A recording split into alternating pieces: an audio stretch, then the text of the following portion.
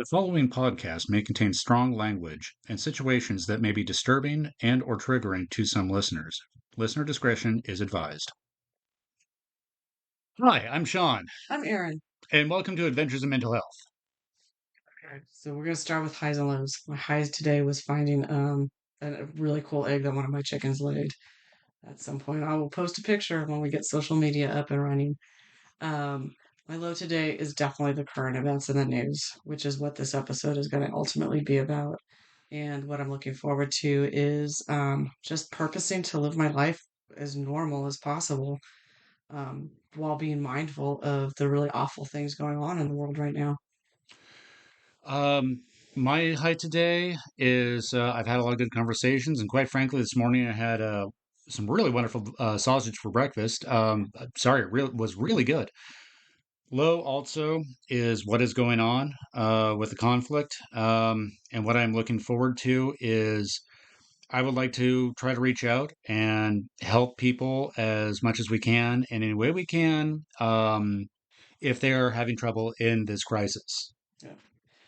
Um, I want to say, like, right from the get-go, I am not going to address directly the politics or anything going on with the geopolitical environment. No, we are, and we, to be clear, we are referring to the Israeli-Palestinian conflict at the moment. However, we want to make this episode for useful in the future. We are going to make it generalized. We are referencing these events directly now, yes, but we want to say this information for people everywhere, always. Yeah. And what this episode is going to be about is how events in the news affect us and how sometimes really like terrible things, whether it's national disaster, community violence, or war, can cause secondary trauma, even if we're very far removed. It can cause anxiety, it can cause depression, it can cause feelings of desperation, and we really want to address that.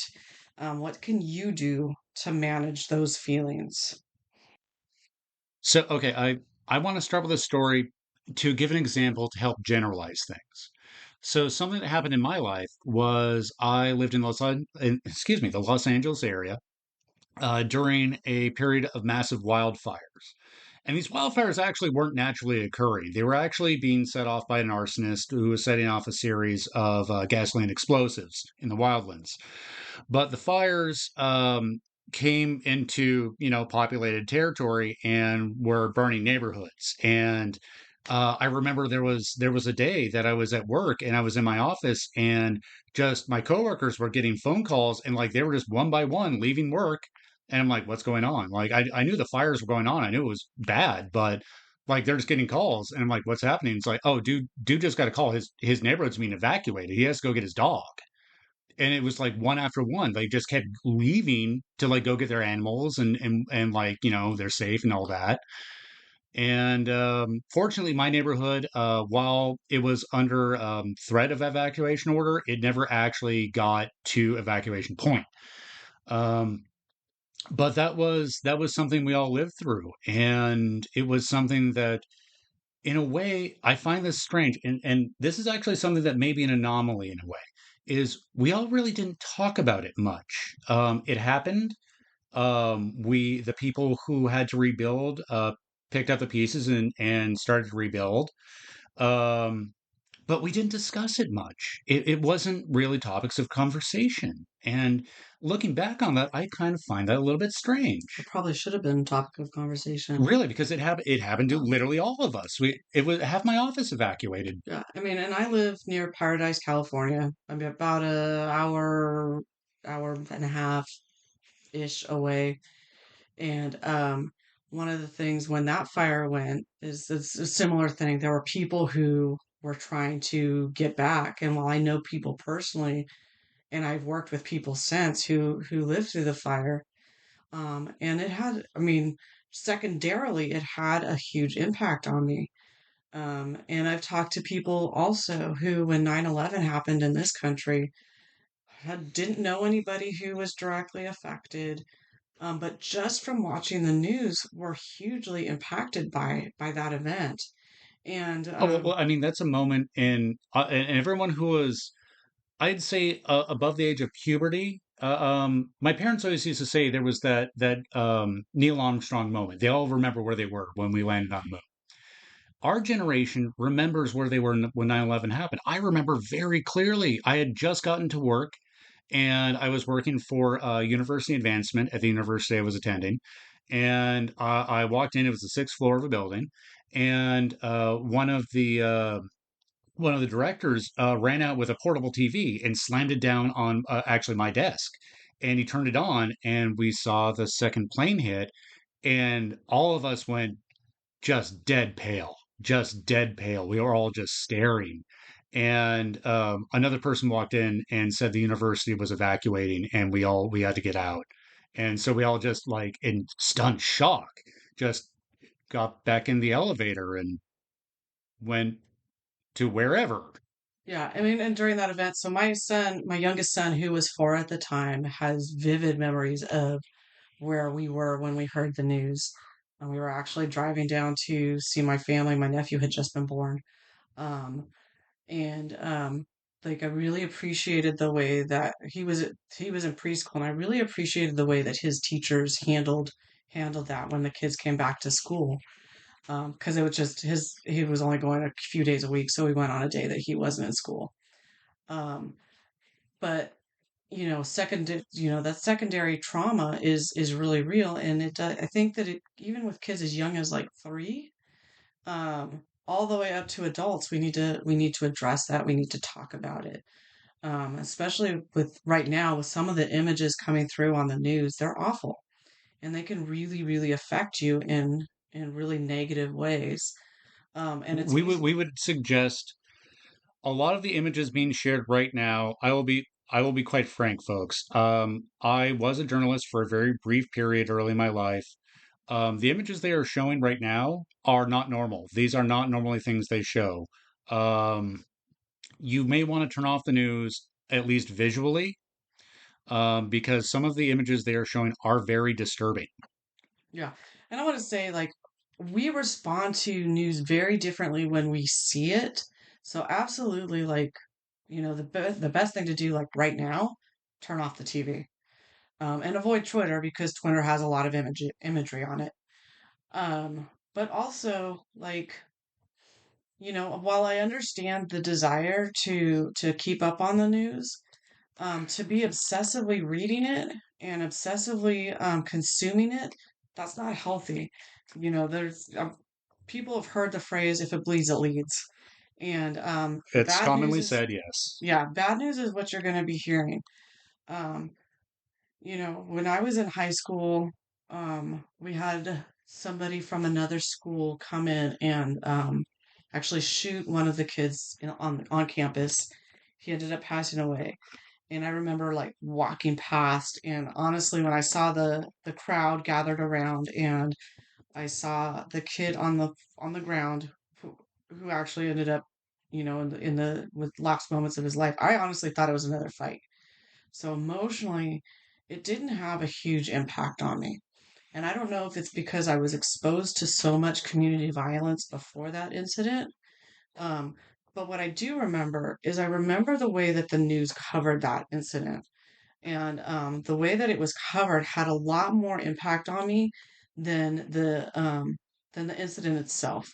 Oh, and I want to clarify when we say community violence, it's a generalized term. We're referring to anything that could be from gang violence, inner city violence, to an active war zone. It's anything that is a larger global, would you say global violent atmosphere? And invite well, and it can be global, but it also like community violence can be your immediate community. So I grew up in a really rough Well, no, I'm clarifying the definition of it. It's not just like, violence in your neighborhood, but it also could be an active war zone. So, Mhm. like what we're referring to generalized topics. So it covers the whole range. Whether whether there's gang violence in your neighborhood, or if you're literally a refugee fleeing for your life right now, um, in ways there are psychological similarities. Right. And that would be you're affected directly by the event. So like I was affected directly, but I didn't know this kid. I'd never met him. And before the incident happened, in fact, had he not been shot on campus, I never would have known him. I wouldn't have there was no connection. And so I was removed from that. But the way that the news covered it was like because this is in the day before school shootings were common. Um, that our school was riddled with gang violence, and while yes, there were a lot of fights on campus, for the most part, like people, my fellow students would never have dreamed to bring a knife onto campus and stab another student on campus. Um, this was, because it was pre It's because they did in my school. I don't know about you. yeah, but because it was where school shootings weren't a thing, there were actually kids who brought their rifles onto into the parking lot in the back of their trucks. Um, I lived in kind of a weird area where there was some rural and kids who were lived on ranches, and where it was very urban. And we never would have dreamed, nobody would have ever dreamed of going and getting one of those rifles and using it against another student.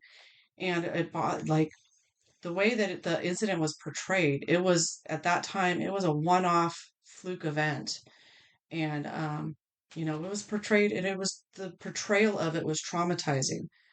Um, it was awful, and then we got to see it. Oh, and this is the days before the 24-hour news cycle, but it was at the 5 o'clock news, the 6 o'clock news, the 10 o'clock news, the 11 o'clock news for several days after the event, and it made me, feel unsafe. And while I was, so that's what we're talking about with like secondary impact. And another example I can think of secondary trauma is I grew up hearing stories of the civil rights movements and all the awful things that occurred during that, and also the Holocaust.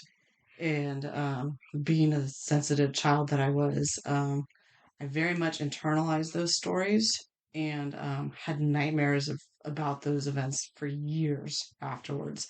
And these were not images I saw, because I didn't see any imagery of the dog attacks and the hosing down of people, or the pictures of Emmett Till, until I was much, much older. These were just stories that my parents told me.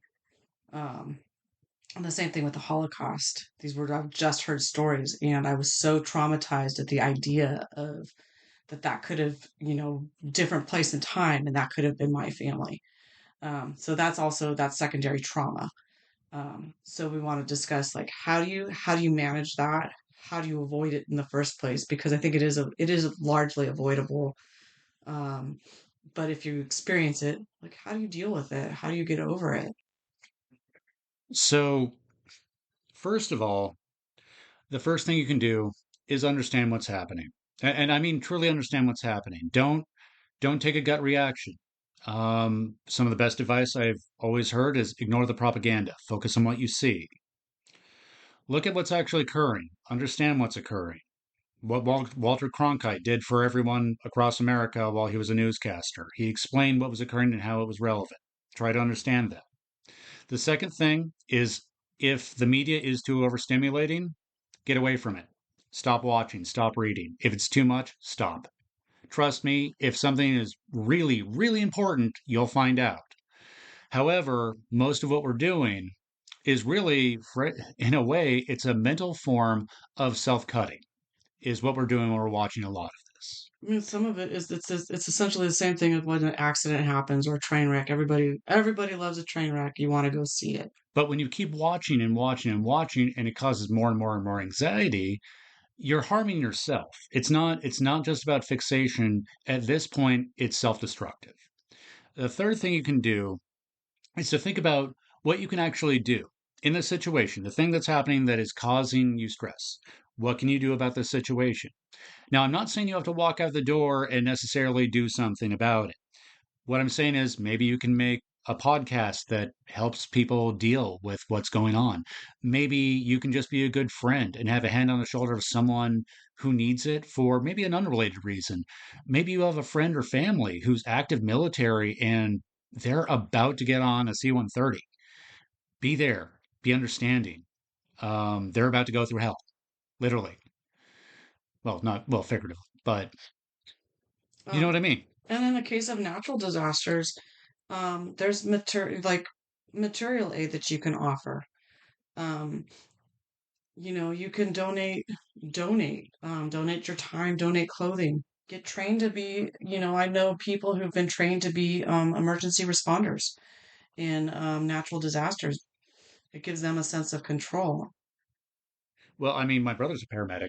I Yeah. mean, was a paramedic. Well, I mean, like with the Red Cross, whenever there's a natural disaster, they go out, and FEMA has volunteers that go on scene whenever there's a natural disaster anywhere in the country. And there's actually a lot of, so I can't speak for the rest of the country, but actually in California, there's in my experience, there's been a lot of, and this is going to sound strange, a lot of programs where in disaster relief, what they did is they basically went around the homeless encampments and said, "Hey, does anyone want to work for a month?" And a lot of people went, "Yeah." And basically, it was the homeless community that was providing disaster relief and reconstruction and road work and power lines. And it, it's I don't So know how to put it. I yeah. mean, like you remember what I saw, and you know what I'm talking about. Yeah, and but even anybody can be trained to do those types of things when a natural disaster hits.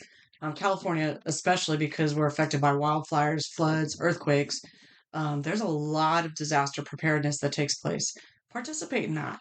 It can give you a sense of control, and it kind of gives you an idea of what to do when a natural disaster happens. So that can be very helpful. Well, that's actually known in itself, natural disaster preparedness, because natural disaster preparedness for any event is just good to have. In California, I was absolutely raised with this and beaten into my head: be ready for an earthquake, be ready for an earthquake, be ready for an earthquake.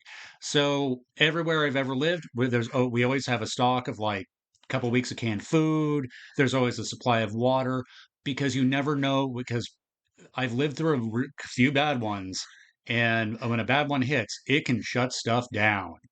Yeah. So you be ready, and that can actually give you a feeling of security because you know you're prepared. Uh, Yeah, I mean, my family in Oklahoma, they have tornado storm shelters in their garages. So those are all things that you can do to prepare, and so that gives you a sense of empowerment. But I'm also going to say is, when you see distressing things on the news, like Mr. Rogers used to say, look for the helpers. So when you're watching news, look for the people who are trying to do good, who are making a positive impact. The other thing is there's a lot of things that we can't control. So make a list of all the things you can control. Focus on what you have control over, because what is happening with these big events and why they impact us is there's a sense of randomness to it. There's a sense of a lack of control. And so when you list the things, Helplessness. yeah, so when you list the things you have control over, it gives you a sense, you feel like you're empowered. Um, and let's say try to live your life with a normal routine. In spite of all the really awful things that are going on in the world. Um, I'm going out to breakfast with my son and his family tomorrow. And it's not, and as I do it, I'm going to be very, very mindful of the fact that I'm very privileged to be able to do that. Um, that obviously not everybody in the world has that privilege. And I'm going to enjoy the morning with my son and his family, and appreciate it. I say eat, drink, and be merry because you never know what's going to happen. So enjoy it while you can. Well, the line is "In Drake and be merry, for tomorrow we die." Yeah, but I know that. But you know what? There also circumstances can change, and I've lived in situations of poverty, and I Mhm. have, and now I'm living very comfortably. And eat, drink, and be merry because you don't know, and Yeah, enjoy it, appreciate it. Have I've been on top and then on the bottom and then back coming to the top, and my life has been a roller coaster. And I try to just remember the lessons I've learned in every place. There's a good book I read a long time ago called Rich Dad Poor Dad. That's a good lesson for everyone, actually. Sorry, tangent. tangent. Actually, that's a really good book for investing. Yeah. Um, highly recommend it. Yeah. I, Sorry. I wish that the author would give us a little kickback, but no. That's probably not happening. Here's a secret stock tip. Okay. Cough, cough, just saying. But like really, like, and what can you in this situation? What can you do? And focus on your little corner of the world. What can you do to make your little corner of the world just a little bit better today than it was yesterday? Um, That's what I meant. That's what I meant by focus on what can you do. Like, and don't think that you have to do some great glorious thing. Just the simplest thing. Just making someone who may be looking stressed out. You might be in an airport terminal, and trust me, there is nothing to do in an airport terminal other than look at your phone or watch CNN on that screen. And if you're in an airport terminal and there is someone watching that screen, they look freaked out, just talk to them and like just try to, you know, help them out, talk them through it, see what you can do because that's something that think about what that means to that person. Think about how you would be changing their experience. One thing that sticks with me is my niece was very shy, and her dad gave her an assignment for 6 months, and that was to give three people that she ran into a compliment. And she did it, and two things happened. She was doing it during a summer that she was staying with me, and then I noticed a couple of things that happened. Is one, she made friends. Because she was so shy, she had a hard time making friends. And two, there was a couple of times where she paid somebody a compliment, and then when we ran into them again, we were at a music festival. That person said, "Hey, you're the first person to say something nice to me today," and it made you like, and I really appreciate that. And so it made a huge difference for that person. None of us here are going to change the world. I mean, shoot, I can't even keep my room clean. But I can make, my little corner just a little bit better. And I can be a little bit better today than I was yesterday. We can poke at it where we can. And that's the thing is my father always used to tell me, how do you eat an elephant? One bite at a time. You don't try to eat the entire elephant. Just do what you can. Do what good you can and be there for people. And if we all pitch in a little bit, it'll be a great effect. Yeah, and I just want to say is with the current events, I think very similar to 9/11, there's going to be a backlash against people who appear to be part of the ethnicity that from the who appear to be Middle Eastern. Be mindful and don't try not, try to be extra kind. I will say on this one, yes, after 9/11, I watched the mosque 6 blocks from my dorm be firebombed. So I have seen what can happen with that, and we should be mindful of how we act ourselves. You know, um, the last thing is like, so because I want to generalize this to natural disasters, let's talk about some now like how to respond if it's a natural disaster, not man-made. How do we respond to that? Because those are completely out of our control. How do one of the things I remember in Loma Prieta, the earthquake in, was it 88 or 89? I was in Southern California at the time, so Yeah, I don't. Yeah, you were also a small child, so I technically yes. yes. I Um, was big enough. I was old enough to watch Star Trek. but one of the things that sticks out to me is, I mean, this goes back to look for the helpers. Is the Marina District in San Francisco? Um, the building sank into the ground, and collapsed. And it has to do with the ground and all of that. Which we don't need to get into. But one thing that happened is all of the residents from there were helping each other. They were working on putting fires out so that the city didn't burn. They were encouraging each other. They were, gathering what supplies they had and sharing it with their neighbors. And be prepared to do things like that in a natural disaster. And just like again, it goes back to preparedness. Um, being prepared is sets you up for having these events having less of an impact on you. So even when you're watching the news and it gets overwhelming, walk away. Um, Being prepared for bad things to happen um, is helpful. Just to recap, if it's getting overwhelming, walk away. If you find yourself, obsessing or thinking about it, distract yourself with other things, other activities. Be prepared for disasters in general. That's just a good idea. And the other thing is look for the helpers. Um, look for the people who are doing good. And lastly, try to live your life as normally as possible, with the routine, as much routine as possible. And walk in that with some gratitude. Um, because it may not last forever. Because while we deal with horrible things on a daily basis, be aware of the things that are wonderful to you on a daily basis, because life without that balance is horrifying. Yeah. Yeah. All right. Thank you for listening. Yes, thank you guys. And I think that's a night. Yeah. Yeah. Good night.